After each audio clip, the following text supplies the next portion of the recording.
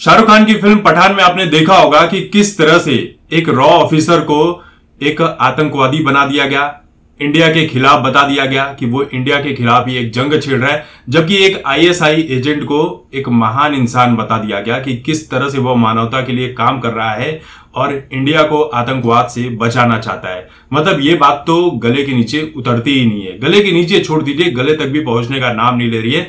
लेकिन ये बॉलीवुड है, यहां पर ऐसे ही न जाने इनका आईएसआई वालों से क्या प्रेम है कि आईएसआई वालों को महान दिखाने की कोशिश करते हैं। ठीक इसी तरह से सलमान खान की एक था टाइगर में भी यही प्रेम कहानी दिखा दी गई कि भाई आईएसआई एजेंट के साथ सलमान खान प्रेम करते हुए दिखाई पड़ रहे हैं।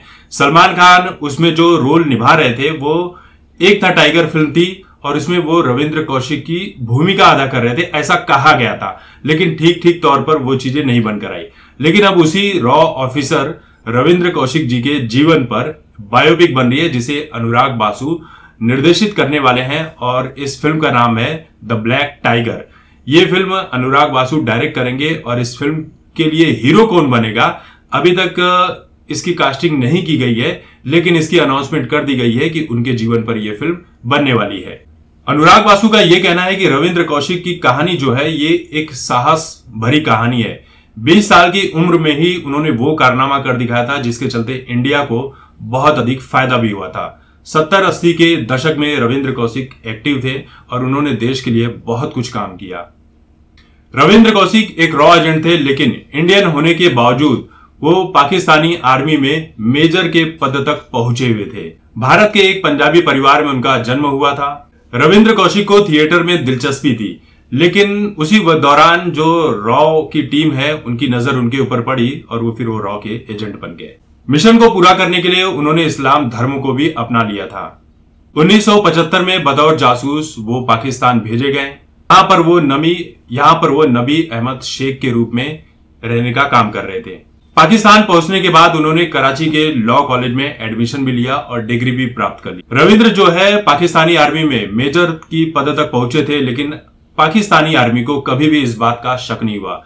1979 से लेकर 1983 तक उन्होंने कई ऐसी जानकारियां दी जो भारतीय सेना और भारत के लिए बहुत ही फायदेमंद साबित हुई थी।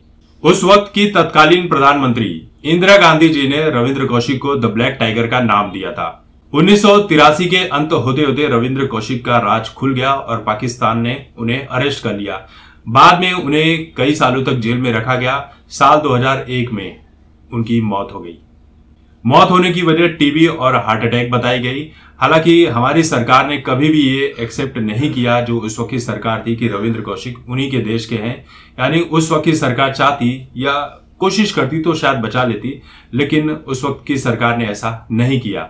तो रविंद्र कौशिक के ऊपर जो बायोपिक बनेगी इसमें बहुत से ही ऐसे राज देखने को मिलेंगे और एक ऐसे इंसान की कहानी देखने को मिलेगी जिसके बारे में लोग जानना चाहते हैं।